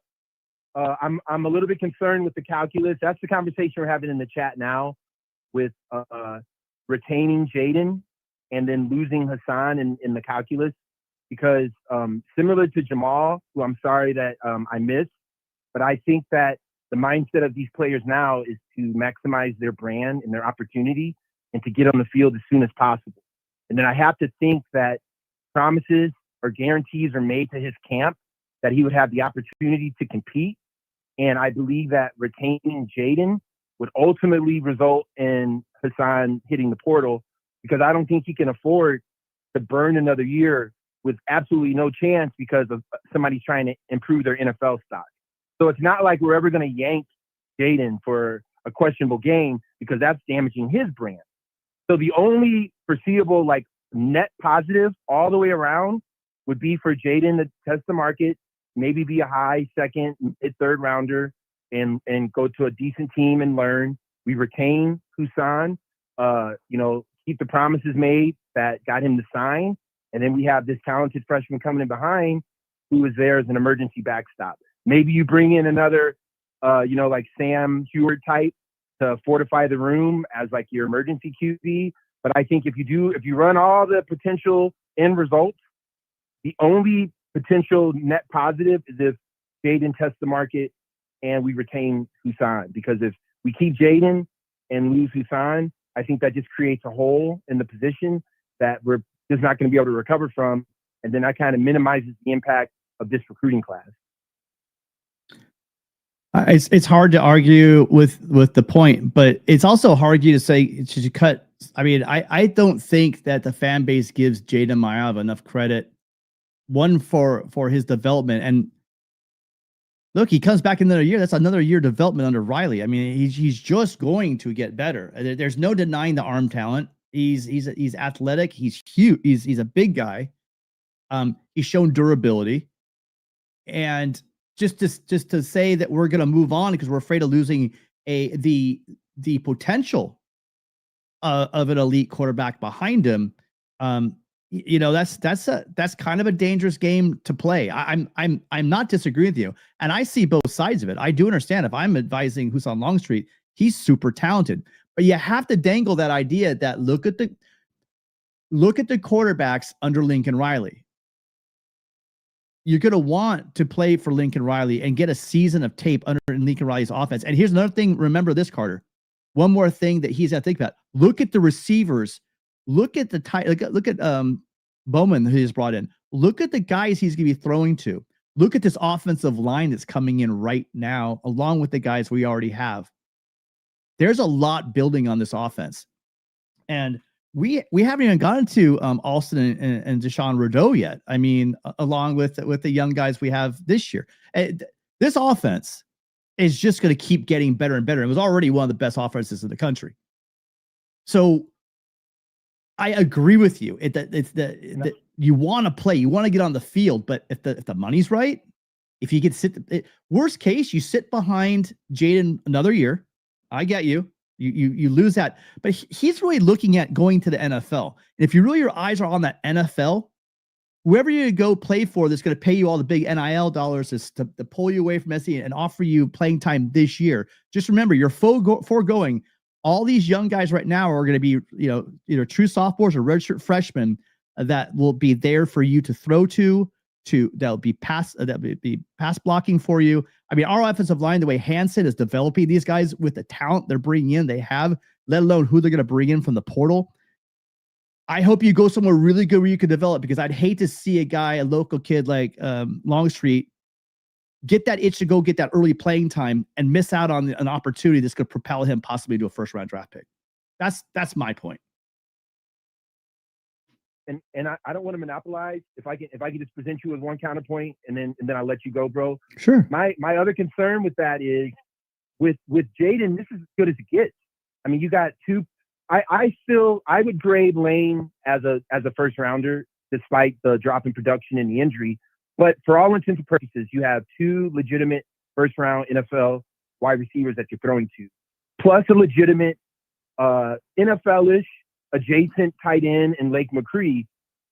Despite the potential and the talent, there's an experience gap. So I think even with Chinook, so unless Jacoby stays, the calculus for Jaden is it ever going to get as good as it is? Am I ever going to be able to throw a 75-25 ball, an 80-20 ball to KDW the same way that I can just close my eyes? I'm just saying, I don't believe he closes his eyes, but the same way that I can throw it up and let Jacoby, post his guy up and catch a jump ball. I don't know if Jaden's ever going to be able to look out and have that same level of confidence in his teammates. And so I'm a big fan of Jaden. Like I was defending him after the Texas A&M game, I believe, in your chat against Trojan Blade, by the way. But I'm a big fan of Jaden. I just think for the net positive for the program, because the program is bigger than the individual player. I think the best thing for everybody considered would be for Jaden to go ahead, become a professional. We retain Husan, and then we can let an open competition kind of develop. And then this way, the recruits see that there's a pathway. I'm just really concerned if we set a precedent with pulling the rug out from promises that could have been made to recruit. And then now we're telling him and his team, hey, hold on, you just got to watch for another year, but trust Riley because he's a genius. I think in this era of the portal and NIL, that's a dangerous game to play with elite level talent, because Oregon and the oil schools are always going to be there with a bigger bag. And because that's the game that they play, there's going to be constant rotating at the quarterback position. And there's going to be an arms race. And that's something that I don't believe that we're equipped to win, because we don't have that bag. So we have to play the game a little bit differently when it comes to recruits and promises and how that plays out. Well, I just let me reply to that really quick. USC does have that bag. You do not sign this class without that bag. That's point number one. If anyone watched Jaden play the first 3 quarters of that game, you might have been out too. I'm gonna say I had my doubts. I did. I've been straightforward with that. There were times last year Jaden looked all American. There were times Jaden looked lost. And I said in the offseason, I want to see him come back into the season with poise. I think the improvement along the offensive line, because he didn't get a lot of time. And usually it seems like even this year, when the pressure came is when Jaden didn't play his best ball. But overall, he played. I mean, anybody was not happy with Jaden Mayaba's play this year. I don't know what season you were watching. He played outstanding. And that jump he made from last year to this second year was massive. The third year is going to be another leap. And I don't know. I can't promise you. I mean, how many Makai Lemons really are there? But I mean, did we ever think we'd have someone? I mean, when Amon-Ra St. Brown. I mean, SC gets these kind of guys, and we don't know about them. I did. I was all over Lemon. I go watch the tape. I told you when we had the 4 receivers, right? The one guy I said is going to be the best and truest receiver we have is Makai Lemon. Said it 3 years ago. And I like what I see from Tanook Hines. I really do. Is he going to be, a Makai Lemon? Who knows? Makai Lemon as a freshman wasn't the same Makai Lemon 2025. You got to let these guys season a little bit. And one position we're never going to worry about, they're going to grab someone. I agree with the couple of callers talked about having a veteran presence in that wide receiver room. I guarantee it. We have off the charts young talent coming in. They're going to add someone to that. If it's a Nick Marsh or someone similar to that. I mean, I think a lot of people are not giving some of the guys that have been banged up this year, you know, a lot of chance to show what they can do. And because just like we talk about other teams, we're talking about the SC team. I trust the development. I trust the players they brought in the last 2 years. And Chad Bowden is going to retain the players we need to retain. And he's going to bring some guys in the portal. They're going to be the icing on the cake for this roster. So I think that any quarterbacks will want to play here for sure. All right. Yeah. Well, and I don't disagree. I appreciate you, brother. I appreciate you. Yeah. Man. Thank you for this. Fight on. You know, it's a great day. You know, it's a great day to be a Trojan. Let's just hope that, you know, potential becomes self-actualized. And, you know, we do get a wide receiver one in the portal. And this quarterback room thing shakes out with the least amount of disruption. You know, so that's all I want for the program. You know, so appreciate you, bro. Fight on. Thanks for taking my call. And hopefully you'll take my call again in the future. Carter, you're always welcome. I'm telling you, I got you written down right here. You're in the book. All you guys, the support you guys have shown this channel and me over the years has just been awesome. I don't forget you guys, and you can call the show anytime you want. Thanks, Carter. Yeah, you guys. Okay, for sure, bro. I love it when you guys don't agree with me. I don't want an echo chamber in here. That'd be a boring hour if we're all agreeing with each other. That would be tragic. I mean, come on. But look, everyone's left me. I lost my co-hosts. I think I'm gonna get out of here, you guys. A lot of young talent on this team. They're gonna bring in some veteran pieces. I'm sure of it. Plug and play guys at the elite level. You've seen teams that make a run. The teams you're looking at right now in the playoffs, they've done it. They've built in the high school levels. They've gone out and got those pieces they need to get them to the next level. And you're gonna see it. Chad Bowden hasn't been here a year yet. It just took him less than a year to put together the first number one class at USC since 2006. The first time a number one class outside of the SEC in 18 years. And you saw it in less than 1 year. And it's not just Chad Bowden. As amazing as he is, there from top to bottom, again, just down to Coach Dog, who's right there in the trenches with these guys. This is not just about Southern California. It's not just about USC's rich football tradition. It's not even about the coaches. It's the whole damn thing. When USC's rolling, college football knows what we do. I would love. There's 1,800 people. A lot of you guys on Twitter. I know there's some other fans from different programs that want to talk to me right now. Go ahead. I am feeling so good about this program. Give me a call and give me your best shot. But I think we're going to get out of here. I got one more call, and then we are going to go. You guys, please, again, if you are here, drop us a follow on Twitter. Make sure you're liking and subscribing to the channel. We will be doing shows year-round. Appreciate everyone being here late on a Wednesday night. I'm going to take this last call, and I'm going to get out of here. But again, appreciate all of you guys. Truly do. Appreciate every phone call. I haven't been putting them up to the stream, but thanks again to Johnny. I don't have you on there, do I? Thank you from Johnny for calling in from Vegas. Appreciate the call. Hi, caller. What's your name? Where are you calling from? It's me, Rudy. Rudy. From Bermuda Dunes. Rudy, how you doing out in the desert? How you doing, Tim? Doing great. Doing great. How you feeling tonight? It's cold and windy. Yeah, it gets windy out there in the desert, doesn't it? Yeah, all of a sudden it did. Yeah. I'm feeling awesome. I was just earlier today. I took a day off just to look at all the programs and whatnot, the early signing days and whatnot. On 3 and rivals up to their usual nonsense of grading. Rudy, can I hop in really quick?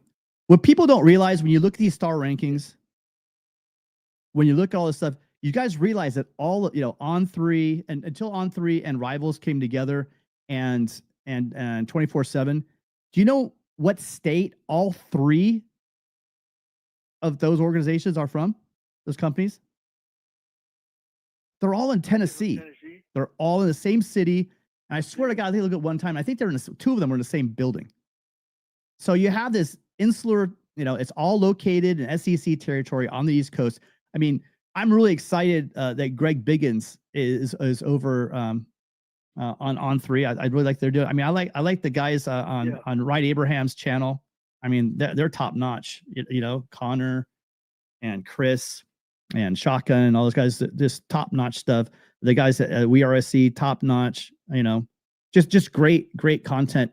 But I never have agreed with some of these. I mean, those of us in Southern California going to these high school games and watching the way they just completely underrate not just SC commits and Southern California, but all up and down the West Coast. How they don't because they don't go, they get out to the camps or they don't do the proper things and win the underwear Olympics. You know, we were talking earlier about Trent Mosley and why he's not a top 50 player, you know, or a higher player than he is just simply because he doesn't have the measurables. How they look at quarterbacks, and if you're not 6'3" with a cannon arm and projected to go to the NFL, you can't be a 5-star. I don't give a crap. I want them to make money and go to the NFL. But if you're a college quarterback that's probably going to get a cup of tea, you know, we've had a couple, but play great here at USC, you know, all day. Come to USC, we'll take you. So anyway, that's my take. You guys don't get hung up on three-star players. Oh, he's a 3-star. I got on their chat with those pair of bumbling idiots, Andy and Ari, and they were spreading all kinds. They were just running some rumors. Oh yeah, Lincoln is they're Florida guys, man. USC and whatnot.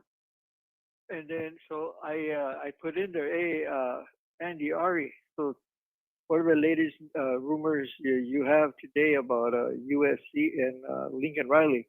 Gone yet? They're like, oh, he read it out loud and he's like, we never said anything like that. Damn. I wish you could send some video to them. Well, as it says in a t-shirt, says in a t-shirt, Rudy, in the merch section, they hate us because they ain't us. I mean, that's just true. And I mean, hey, listen, USC has fallen on its face for a long time, but everybody knows when USC decides they want to play football, it's one of the few programs that ceiling is limitless at this place, and that's why Lincoln Riley came here, because coaches know what this place can be. I'm worried about is that we start. Yeah, but the one thing I'm always worried about is that if God willing we get on a roll, they're gonna come snooping around and fabricate some kind of rules violation. No, there is no NCAA anymore. We were the last ones to get absolutely eviscerated in that kangaroo court that Missy Conboy and Paul D put together to make sure the SEC could dominate for a couple of decades. They couldn't have done that with a strong USC.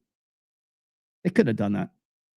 No, I guarantee you that Alabama wouldn't have had that run. They would have won. Nick Saban's real.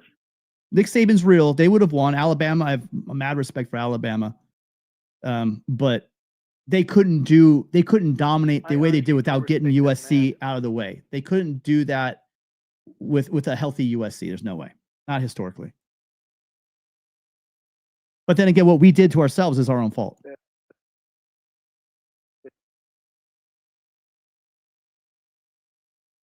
Uh-oh. Rudy, you there?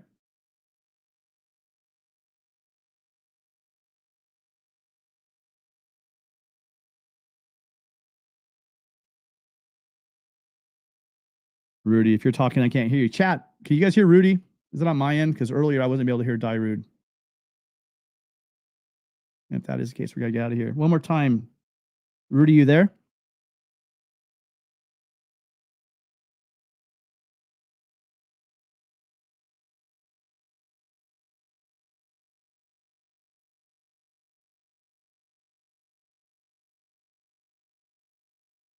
Yeah. Okay. I don't know. I lost you, Rudy. I don't know where you are, but I'm gonna take a quick peek. Questions. I did start some questions. It's been such a listen. I really appreciate the calls tonight. Calls were awesome. Started us off with Mitch from New Jersey. We just had Carter call. Marcos called early on, and Mike from Seattle. Thank you guys. Thomas and Alan from Hawaii. Larry from Kentucky. If I'm forgetting anybody, and obviously Rudy just now. I'm sure I'm forgetting some people. Just great support. And why couldn't how could it not be with USC the way they're playing this season? Guys, SC has a chance to go 10-3.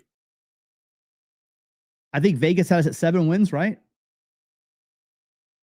And I don't think anyone thought we were going to hold on to the number 1 class. That's all we heard the whole summer, all into the falls. That USC's got a great class right now, but they're not going to hang on to it. And USC proved them wrong, very wrong. And not only that, they went in and they stole a wide receiver from Columbus at the very end. Thanks. Wow, we got a celebrity. We got a Syracuse Orangeman in the crowd. We're only cycling in here. Appreciate it. 7.5. You're right. I almost put money when we were there in Vegas. I almost put money down on that because, yeah, I knew we were going to win more than 7 games. I did not. I said we would be 10-2 because I did not see that loss to Illinois. I heard everyone talking about it. I knew it could happen. I knew about our road wars, our issues on the road, but I did not think we were going to drop that game in Illinois. And I did think we would lose up in Eugene. I did think we were going to lose in South Bend. That's what the games I thought I'd lose. And you guys, by the way, people thinking if we have those 2 losses, everyone says, oh, USC would be in no matter what. There are the SEC people are already coming after, well, actually more the ACC people, because it'd be Miami, are coming after Notre Dame, saying they don't belong in there.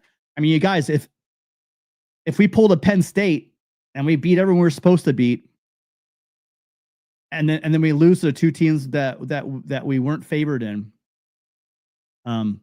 we'd be right in that same shoes. I mean, do you really think they're going to give us the benefit of the doubt, give USC the benefit of the doubt, and put them into the playoffs? That's a conversation for another time. All right, caller, I'm going to take this last one, then I'm going to get out of here. Hi, caller. What's your name? Where are you calling from? Uh-oh. Caller, hi, I can hear. You there? I can hear background noise. Yo, Tim? Yeah, hi. Who's this? Where are you calling from?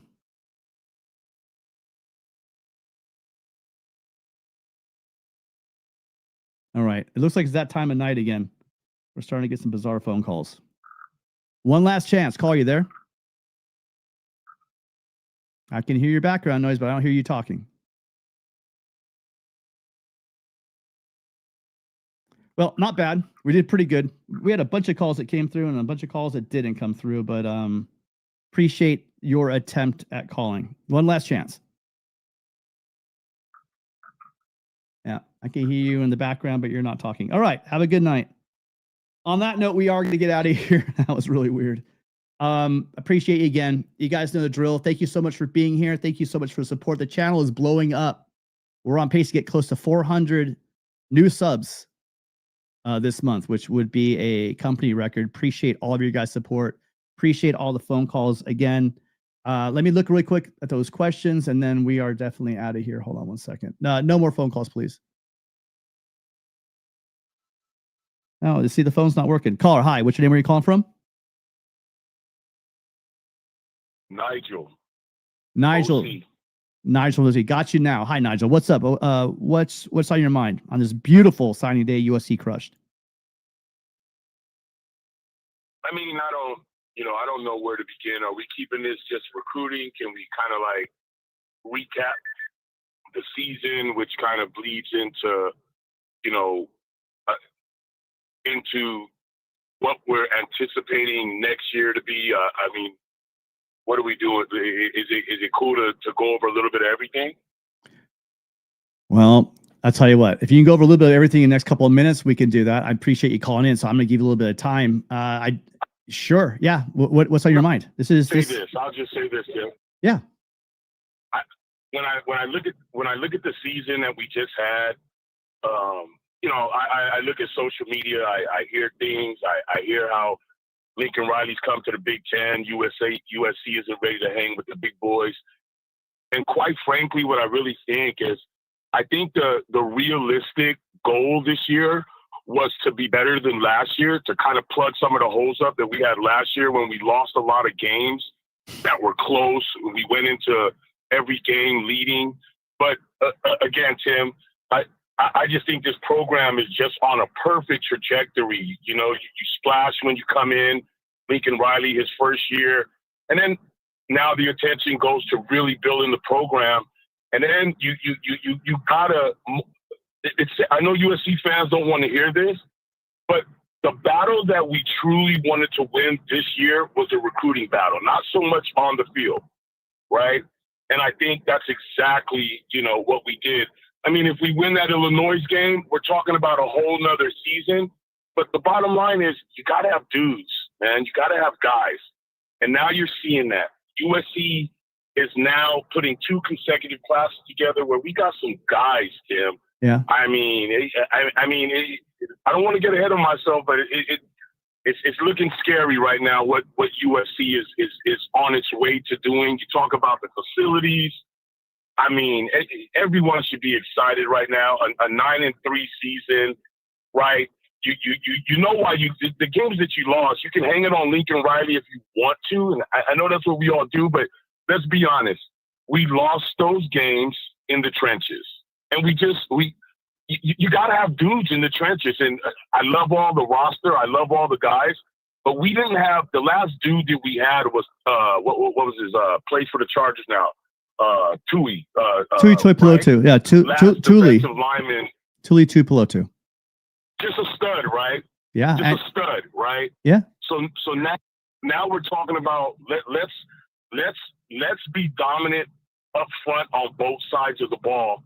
And then we all know SC is always going to have skill position. And then with Lincoln's offensive acclimate, I mean, I'm just super excited, man. And then the cherry on top of everything, right? We flipped the modern day wide receiver. Had we not even flipped him, we wouldn't feel any worse than we do about this class. I mean, I'm just super pumped up right now. Well, it shows you that the coaching staff stayed on that, and that shows you that these guys, you got some dogs recruiting out there, which we couldn't probably say for many years here at USC. And no, I mean, there's no doubt they stayed on Caden Dixon-Wyatt. It just speaks to what USC is doing in recruiting, and how they're keeping those contacts. These guys are all of these coaches and the staff. It seems like they're very relationship based. I think that the players in Southern California are close. They all talk to each other. I mean, it helps that you have Mark Bowman, his teammate, in the fold. You have Tom. That the biggest thing here that USC is doing is they're getting back to that Pete Carroll thing, is where you put a wall around Southern California. You try to keep as much of these kids home as you can, and then you go around the country and you pick up the best players in the country, like you saw them do, and that's how you sign a number 1 class. And you know what I love about it, Tim? And exactly, well said what you touched on. But what I really like about it is I'm like Kobe used to say, he's in love with the process, right? Mm-hmm. I'm a projection guy, right? The moment is great. That's where our toes are at right now. But what USC is doing, and why I think we should all be excited, there's sustainability to the system and the way they're going about it. It's kind of like they got their formula, and now it's about how they perfect their formula. And everything that they're doing is so sustainable because California is never going to run out of talent. It just never will, right? It's always been there. Florida, Texas, California. We can throw Ohio in there, some Midwest regions, but no, it's Texas. States, it's Texas, it's Florida, it's California, Georgia, Louisiana, right? Oh, there you go. And the thing is, though, is now just like we were seeing a lot of guys leak out to the Midwest from Southern California. We saw Heisman Trophy winning quarterback go out to Alabama, right, from modern day. We were losing those guys, but now, at one time, Tim, wasn't he a commit? Wasn't he a commit at one time? Yeah, but our program was a mess, and they couldn't put anyone around him. And thank God he did. I hate to say this, guys, but it's a good thing he went on to bigger and better things, because USC was an absolute mess. I'm a 2-time USC alum. My dad has 3 degrees. I grew up on the campus. I love USC. But at the end of the day, I want all these kids to be successful in life, and I don't think he could have reached the level. He definitely wouldn't have won a Heisman. And I want all these kids to be successful, whether it's here at USC or wherever they go. But anyway, yeah, I mean, total self-preservation decision. but not now. See, I mean, now this is the destination. This is a destination now. So, and they have the coaching staff. Are you seeing where I'm coming from when I talk about, yeah, we could be excited for the class that's coming in, but are you agreeing about the sustainability of the way of the infrastructure, what they've got in place, right? Like it's sustainable. You know what I mean? I mean, we could be looking at, Tim, this where we go on like a 3, 4, 5 year run. Maybe not every year it's number one, but it's always top 3, top 5. You know what I'm saying? And then at that point, maybe your class isn't ranked as high because you don't get the 5-star player, but you're recruiting more to fill needs with high quality players, right? It's sustainable. But I'm just super excited, man. No, you should be. I am too. Why I'm excited, why there's sustainability is it's not the players, it's not the coaching staff, it's not even Lincoln Riley. It may not be Jennifer Cohen. It's that USC and the people that are. What is it? It's USC and the people behind USC want to play football again. And when that happens and it lines up and they go out and I heard you say that.